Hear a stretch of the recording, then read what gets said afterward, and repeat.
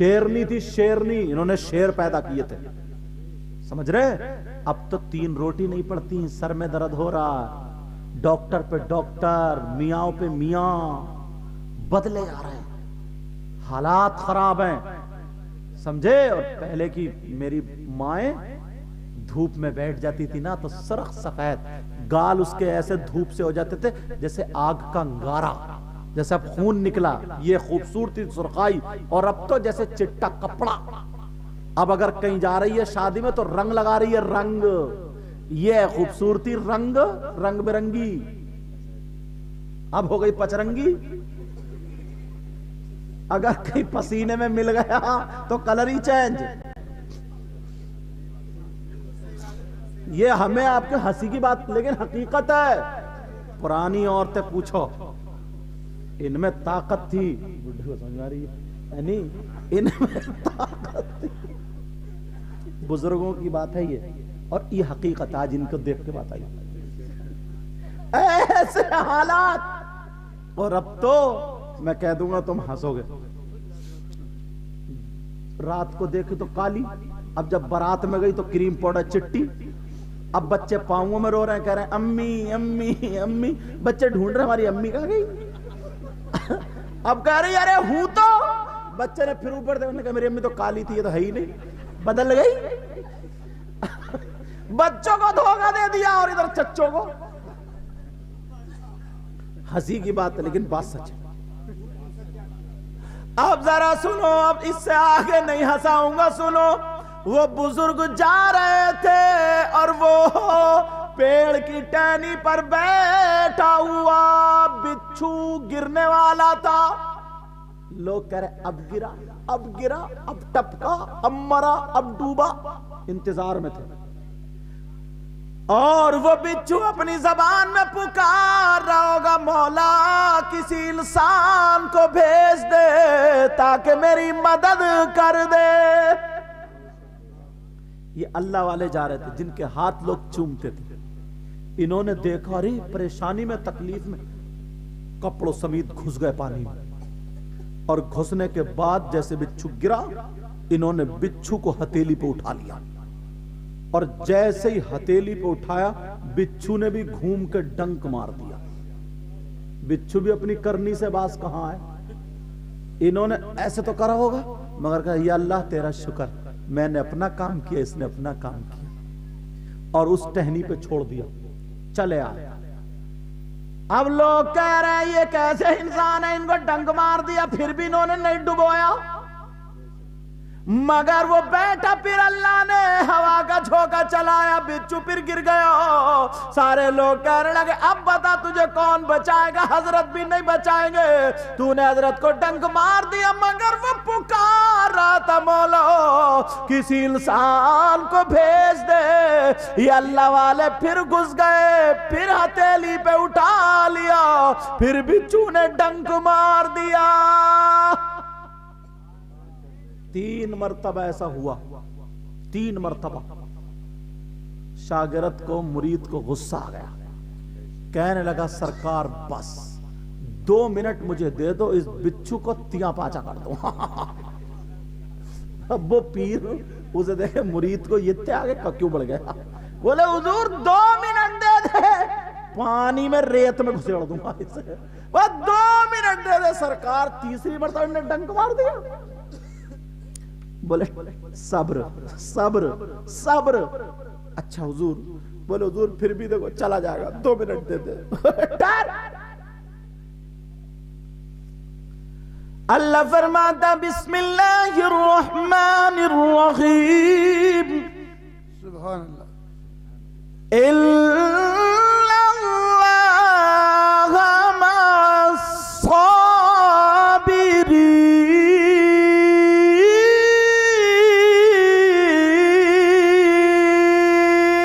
سبحان اللہ، سبحان اللہ۔ بے شک اللہ تعالی کس کے ساتھ ہے، بولو صبر والا ہے۔ کہا صبر کرو، تم 2 چپل مت مارو۔ کہا حضور دیکھو نا یہ کاٹ رہا، کہا تیرے کاٹ رہا میرے کاٹ رہا، کس کے ڈنک مارا، تو پی رہے میں پی رہوں۔ کہا حضور ٹھیک ہے، ٹھیک ہے. مگر ان بزرگ نے جواب کیا دیا؟ گانٹھ میں باندھ لینا. اگر اجازت ہو تو بتا دوں. جی جی بتائیے. وہ اللہ والے بولے. اس نے کہا حضور یہ اپنی کرنی سے باز نہیں آ رہا, آپ اچھا کام کر رہے ہیں اور یہ آپ کے ساتھ کتنا غلط کام کر رہا. تو ان بزرگ نے کہا تو کیا چاہتا ہے؟ ارے جب یہ اپنی بری عادت نہیں چھوڑ سکتا تو میں اپنی اچھی عادت کیسے چھوڑ دوں؟ سبحان اللہ سبحان اللہ. نعرہ تکبیر, نعرہ رسالت. ماشاء اللہ. بہت آج کے بعد ہر ایک کے ساتھ میں بھلا کرو گے سچ میں؟ یہ لٹھ لیے پھرو گے. بعض تو صحیح بتا رہے ہو حضرت, اتنا بڑا گلیا ہے. گلیا سمجھ رہے ہو؟ گالی دینے والا, گالی کا جنریٹر ہے. جیسے جنریٹر پھٹ پھٹ چلتا نا, ایسی ایک گالیاں پھٹ پھٹ بکتا, ہر بات پہ گالی. اور میاں بیوی کی تھوڑی سی تو آنگن میں کھڑے ہو کے بیوی کو گالیاں. محلے کی عورتیں چھتوں پہ چڑھ کے دیکھ رہی ہے جیسے بڑا نیک کام ہو رہا, جیسے بڑا نیک کام ہو رہا. اپنے آپ کو سنبھالو. آخری بات بتا دوں اور تقریر ختم. زندگی ملی, زندگی رہی تو انشاءاللہ پھر ملاقات ہوگی. اللہ آپ کو جزائے خیر عطا فرمائے. آخری بات کیا سنو, وہ شخص جو نمازیں بھی پڑھے, روزے بھی رکھے, اچھے کام کرے, پھر بھی اس کا حشر ظالم بادشاہوں کے ساتھ ہوگا. کون ہے وہ ظالم بادشاہ؟ کون؟ فرعون, قارون, نمرود, حامان, شداد. آج کے دور کے میں کسی بادشاہ کا نام ہی نہیں لیتا. ظالم بادشاہ کے ساتھ اس کا حشر ہوگا.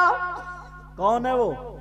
وہ ہے جو اپنی بیوی پر ظلم کرتا, تماچے مارتا, تھپڑ مارتا ہے, بات بات پر طلاق کے جھٹکے دیتا ہے اور بیوی کو ناک ستاتا ہے اور اس پہ عیب لگاتا ہے, بیوی کو گالیاں بکتا ہے. اگر وہ نمازیں بھی پڑھے, اچھے کام بھی کرے, بیوی پہ ظلم کرنے کی وجہ سے اللہ تعالیٰ اس کا حشر ظالم بادشاہوں کے ساتھ کرے گا.